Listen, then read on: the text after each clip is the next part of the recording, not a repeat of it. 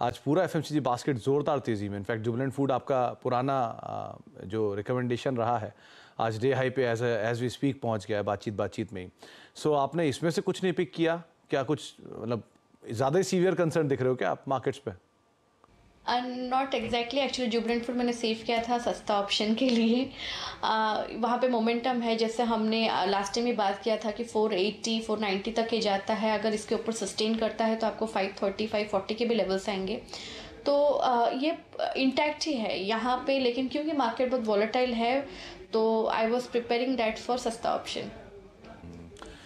चलिए तो इस पे आगे हम बातचीत करेंगे, लेकिन सो फार जुबिलेंट फूड आपकी स्क्रीन पर है एक स्पाइक के साथ डे हाई पे कामकाज कर रहा है। आज कंजम्पशन ड्रिवन स्टॉक सबके सब तेजी में ट्रेड कर रहे हैं, फिर कह लिए डिफेंसिव सारे जितने हैं वो सब तेजी में कामकाज कर रहे हैं। आगे बातचीत करेंगे, लेकिन एक और डिफेंसिव कंपनीज के बहुत ही स्ट्रॉन्ग नंबर आए हैं उस पर बातचीत कर लेते हैं। वो है मैरिको। स्ट्रॉन्ग नंबर्स कंपनी ने पोस्ट किए हैं और अच्छे नंबर्स के बीच में जहाँ पे कंपनी के आय 2% और मुनाफा 5% बढ़ा है। एबिटा ग्रोथ करीब 12.5% रही है, मार्जिन भी 2% से ज़्यादा बढ़े हैं।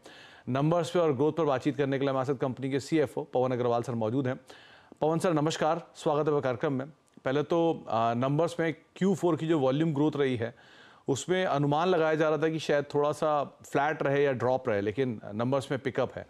तो क्या काम कर गया? क्या रूरल डिमांड पिकअप करके गई है जिसका इम्पैक्ट आप देख रहे हो वॉल्यूम ग्रोथ के नंबर्स पे? First of all, thanks for having me on the show. It's always a pleasure. जहाँ तक वॉल्यूम ग्रोथ का सवाल है, अगर आप देखोगे तो एक इम्प्रूविंग ट्रैजेक्टरी हम देख रहे हैं। इस क्वार्टर में हमने 3% की वॉल्यूम ग्रोथ डिलीवर करी है इंडिया बिजनेस में। और इसमें ये भी बात ध्यान में रखनी चाहिए कि ये पिछले साल के 5% के बेस पे आई है। तो अगर 2 ईयर CAGR के बेसिस पे देखें तो लगभग 4% के आसपास है, जो कि in the current context is decent performance. What I would say is that going ahead we definitely feel कि ग्रोथ ट्रैजेक्टरी और इम्प्रूव होगी। इनफैक्ट अगर रेवेन्यू ग्रोथ भी देखें तो इस क्वार्टर में पॉजिटिव हुई है और हम ऐसा उम्मीद करते हैं कि आगे जाते हुए अगले साल हम डबल डिजिट रेवेन्यू ग्रोथ भी दे पाएंगे। जहां तक रूरल डिमांड का सवाल है, वहां पर भी हमने एक इम्प्रूविंग ट्रैजेक्टरी देखी है। इनफैक्ट इस क्वार्टर में rural growth was slightly better than the urban growth. So definitely वहां पे एक अपटिक देखने को मिल रहा है और आगे जाते हुए भी एक अच्छे मानसून की फोरकास्ट है। तो मैं ऐसा उम्मीद करते हैं कि रूरल की रिकवरी अब और मीनिंगफुल तरीके से निकल के आएगी। तो पवन सर, क्या जो रूरल की डिमांड है वो बेटर साइड पर आई है? क्योंकि पहले कुछ 2 क्वार्टर पहले ही हमने काफ़ी प्रेशर देखा था रूरल डिमांड में। सो अब यहाँ क्या पिकअप वापस आना शुरू हुआ है?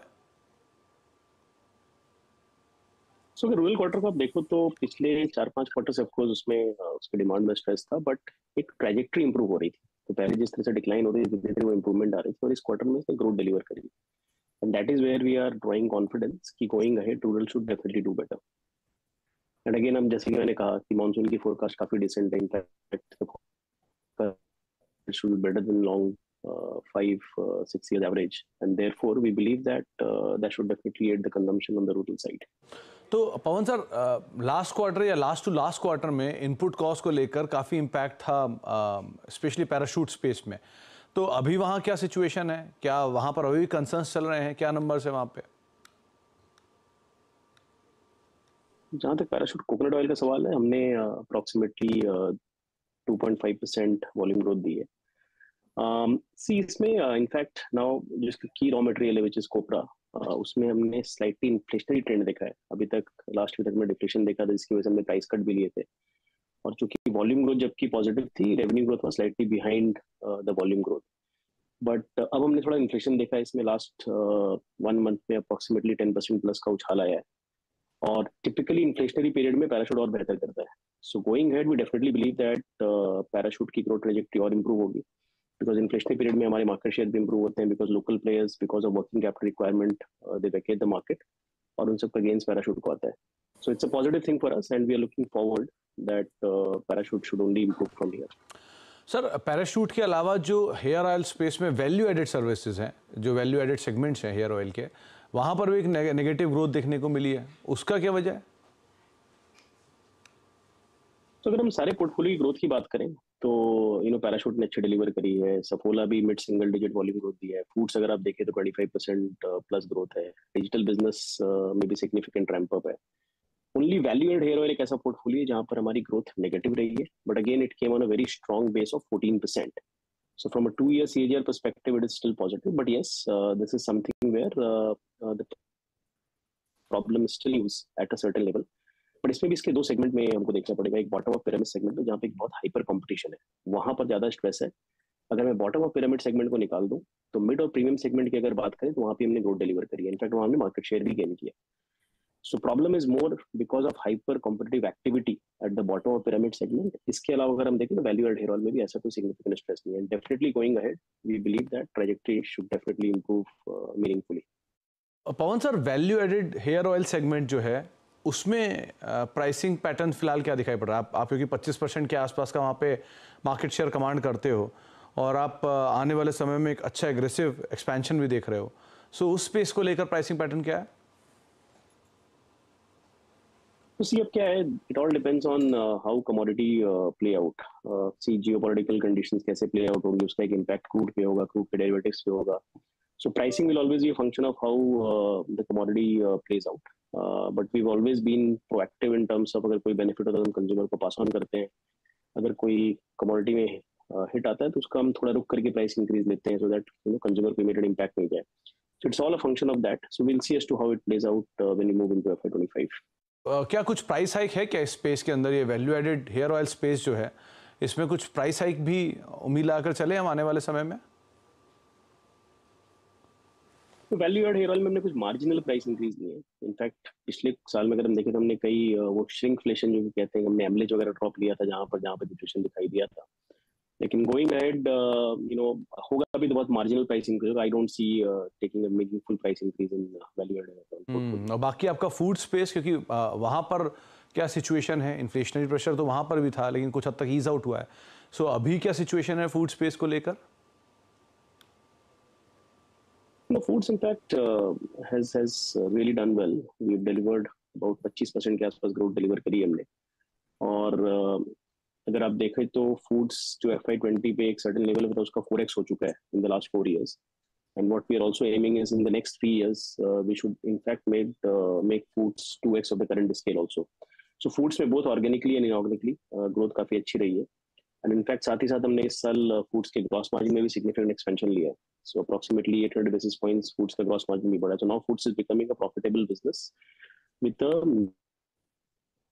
Meaningful in the next few years. और क्या जो सिचुएशन है इसके हिसाब से, मतलब कंपटीशन क्योंकि धीरे धीरे बढ़ रहा है आपके सारे सेगमेंट्स के अंदर, सो कुछ इश्यूज आ रहे हैं क्या मार्जिन को लेकर, या एडवर्टीजमेंट स्पेंडिंग बढ़ रही है, ऐसा कुछ scenario?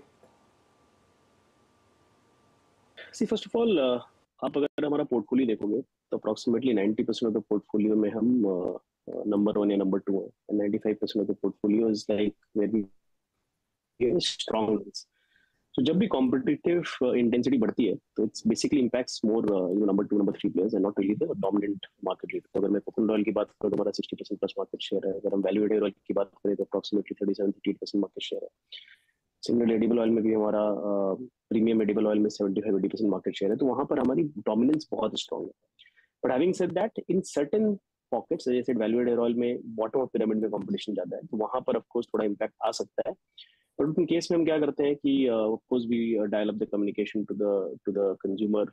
We also look at how can we benefit the consumer from pricing और MLH perspective. So it's a completely holistic approach that we take so as to ensure that competition doesn't really impact us significantly. जैसा कि मैंने कहा, चूंकि हमारी dominance बहुत strong है सारी कैटेगरीज में, सो कंपटीशन का कोई मेजर इम्पैक्ट नहीं आता है.